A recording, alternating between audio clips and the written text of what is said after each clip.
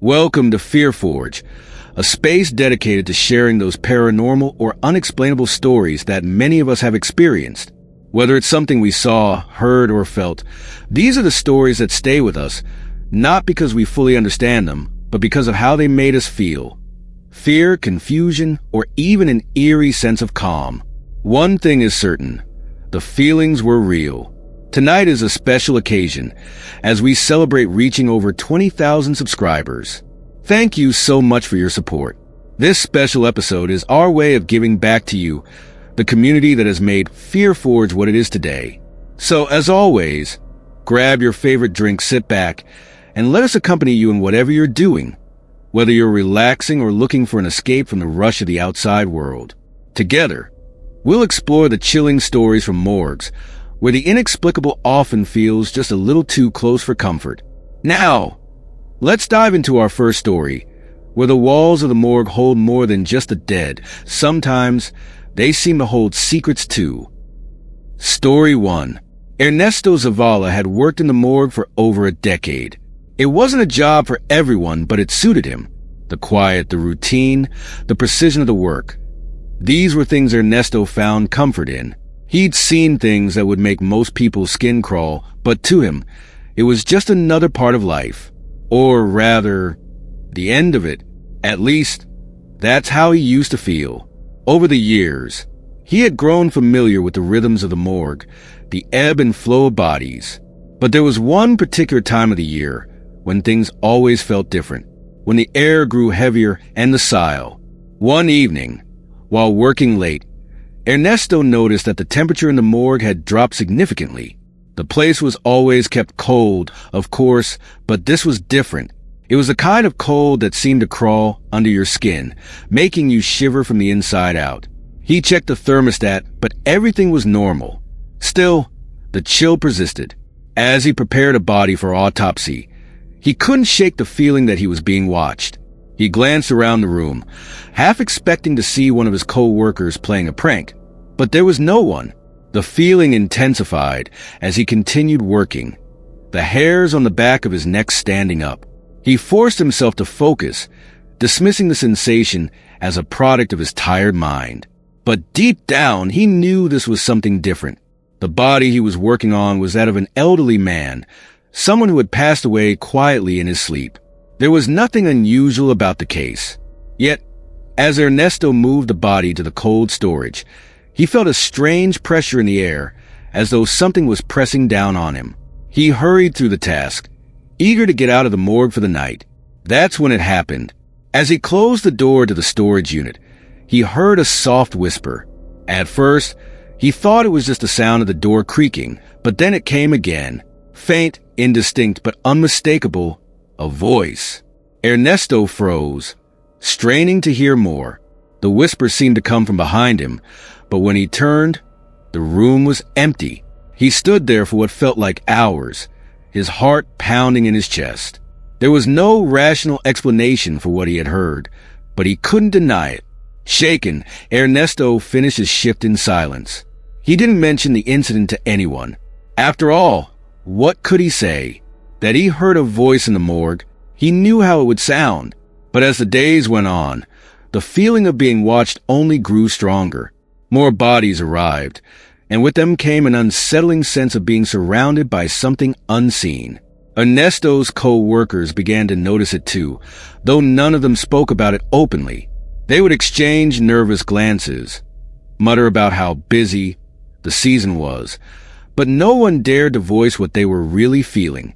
One night, Ernesto was working alone in the morgue.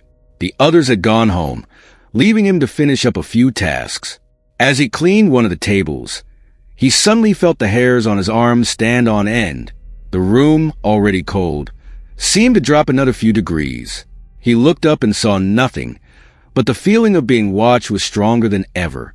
It was as though something was standing right behind him, breathing down his neck. Ernesto spun around, half expecting to see someone or something there, but the room was empty. The silence was deafening. He stood frozen, his heart hammering in his chest. And then, from the far corner of the room, he heard it again. The whisper. This time, it was clearer. It wasn't just a sound. It was a word, a name, Ernesto. He felt a chill run down his spine. His rational mind screamed at him to leave, to get out of the morgue and never look back. But he couldn't move. He was rooted to the spot, his eyes fixed on the corner of the room where the whisper had come from. There was nothing there, but the feeling of being watched was overwhelming. Slowly, deliberately, Ernesto backed away from the table, his eyes never leaving the dark corner. He reached the door, his hand fumbling for the handle. The whisper came again, louder this time. Ernesto. It was as though the voice was right next to his ear. He threw the door open and stumbled out of the morgue, his heart racing. He didn't stop until he was outside, breathing in the cool night air. For a long time he stood there, trying to calm his pounding heart. What had just happened? He couldn't explain it, but he knew one thing for certain. Something had been in that room with him. Something that wasn't supposed to be there. The following days were a blur. Ernesto continued working, but the feeling of being watched never left him. It followed him everywhere, in the morgue, in the hallways, even at home. He began to lose sleep, haunted by the memory of that whisper, by the cold presence that seemed to linger in every shadow. One evening, as he sat at home, trying to shake off the exhaustion, Ernesto realized something. No matter how long he had worked in the morgue, no matter how many bodies he had prepared, he would never be truly comfortable there. The dead were just bodies, yes, but there was something else in that place, something that defied logic and reason, something that lurked in the cold corners, watching, waiting. He had always prided himself on being able to handle the job, on being able to separate himself from the darker aspects of death. But after that night, he knew that no one could ever fully get used to working in such a place. Because the morgue wasn't just a resting place for the dead, it was a threshold. And sometimes, things crossed over from the other side. As Ernesto prepared for another shift, he glanced at the calendar. Autumn was coming to an end. Soon, the morgue would quiet down. The strange occurrences would fade and life, or death, would return to normal. But deep down, Ernesto knew that the next year, when the leaves began to fall again, the morgue would once more become a place where the living and the dead weren't so far apart. And when that time came, he would be ready. Or at least, he hoped he would be. Story 2. Javier Vasquez had been a night security guard at the hospital for over a decade. He had seen his fair share of strange occurrences and unsettling moments during the late hours. However, nothing could have prepared him for the events that unfolded one cold night, deep in the bowels of the hospital's morgue. It was an ordinary shift to begin with, routine and quiet as most of the night shifts were. Around 11 p.m., Javier received a call from the hospital's stretcher bearers, requesting that he open the morgue. They had just arrived with the body of a young man who had passed away earlier that evening. Javier was one of the few security guards who had access to the keys for certain restricted areas, including the morgue, so this was a common enough request. He met the stretcher bearers outside the morgue, where the heavy, airtight doors loomed large under the dim hospital lighting. With a click of the keys and a low creak, the door swung open, revealing the cold, sterile room inside.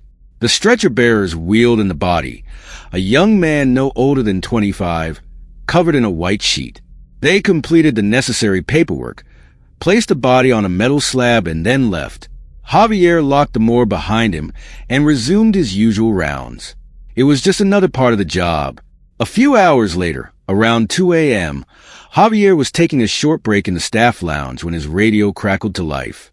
One of the guards reported that a woman had arrived at the hospital, claiming to be the mother of the young man they had just taken to the morgue. She was in a state of deep distress, and hospital protocol required that a family member officially identify the body. Javier, who had already been involved with the case, was asked to accompany the hospital's social worker and the mother to the morgue. When Javier arrived at the reception area, he was met by the social worker and the woman. She was in her mid-40s, with a worn face and bloodshot eyes from crying. Her hands trembled as she clutched a crumpled tissue in one hand and a small photograph in the other, a photo of her son. The social worker gently explained that they would escort her to the morgue for the formal identification. The group made their way through the silent corridors of the hospital, the only sound being the quiet hum of fluorescent lights and the occasional click of their footsteps echoing off the polished floors. The mother's sobs grew louder as they neared the morgue, her shoulders shaking uncontrollably. Javier unlocked the morgue door and held it open for the others. The cold air hit them immediately as they entered, their breath visible in the frigid room. The mother stepped forward, her eyes wide and tear-filled, staring at the covered body on the metal slab. Javier and the social worker stood respectfully to the side, giving her a moment to gather herself before she made the identification. The social worker gently pulled back the sheet, revealing the pale face of the young man. The mother gasped and let out a wail, collapsing over her son's body, her fingers clutching his cold hand. Her sobs filled the room, heavy with grief and heartbreak.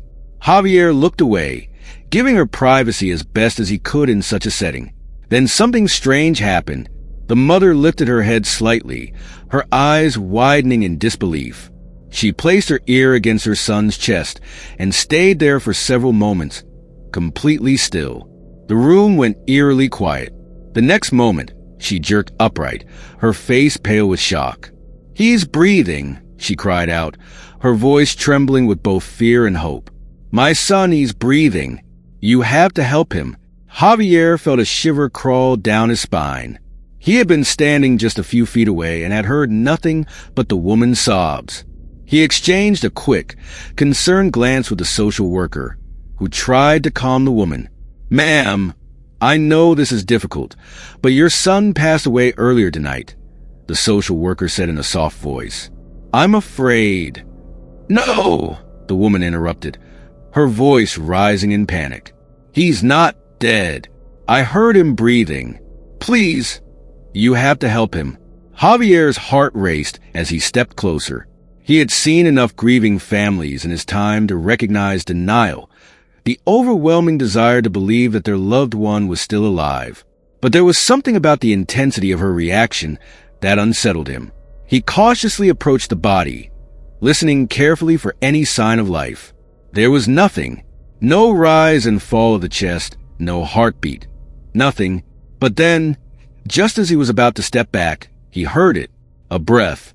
A slow, deep breath. But it wasn't coming from the young man lying on the slab. It was coming from somewhere deeper in the morgue. Javier froze, his ears straining to catch the sound again. It came again, louder this time. A ragged, almost inhuman breath, echoing from the far end of the room. He glanced at the social worker, who had gone pale, her eyes fixed on the dark corner of the morgue where the autopsies used to be conducted years ago, before the hospital had modernized the facility.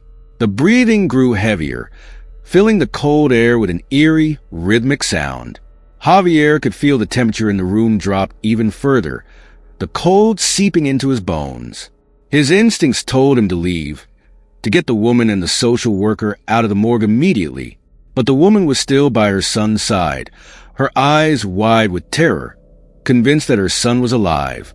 Javier moved quickly, grabbing the woman's arm gently but firmly. "We need to go," he said, his voice steady but urgent. "Please, ma'am, let's step outside." The woman resisted at first, but then she too heard the breathing, her eyes darting to the same dark corner. Her face drained of color, and she nodded shakily, allowing Javier to guide her toward the door.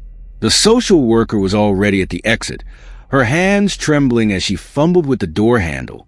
Javier glanced back one last time before leaving, and for a brief moment, he swore he saw a shadow shift in the corner of the morgue, just beyond the reach of the dim lights. The door slammed shut behind them, and they stood in the corridor, the oppressive cold of the morgue still clinging to them. The woman clutched her arms tightly around herself, her sobs now replaced with silence, her face blank with shock. Javier didn't speak. He didn't have an explanation for what had just happened. As much as he tried to rationalize it, an old ventilation system, perhaps, or a draft, he couldn't shake the feeling that something unnatural had been in that room with them. The rest of his shift passed in a blur, and when morning finally came, Javier left the hospital with a heavy heart. He had always prided himself on being able to handle anything his job threw at him, but that night had shaken him to his core. He couldn't stop thinking about the breathing, about how real it had sounded, and about the shadow he thought he had seen. As he drove home, Javier reflected on the fear that had gripped him in that moment. He had spent years working in the hospital, in the morgue, surrounded by death. He thought he had become numb to it, but that night, something had changed. He had felt a presence in that room, something cold, something dark, something that defied logic. And as much as he tried to forget it, the sound of that breath lingered in his mind, a reminder that in the world of the dead, not everything stays buried. As we reach the end of tonight's stories, it's important to remember that these tales aren't just about death, but about the emotions and fears that the unknown brings into our lives. It's not always what we see or hear, but how it makes us feel. Fear, confusion, or even a strange calm. These feelings remind us that there are things in this world we simply can't explain, and that's what makes them so powerful. We invite you to share your own paranormal or unexplainable experiences in the comments below. Whether you felt the presence of something unseen or witnessed, something you can't quite put into words. Your stories are a part of this community. Once again, thank you to all of our amazing subscribers. Your support means the world to us, and we're excited to continue bringing you more special content like this. If you enjoyed this video, don't forget to like, share, and subscribe for future stories. We'll see you next time with more chills and mysteries.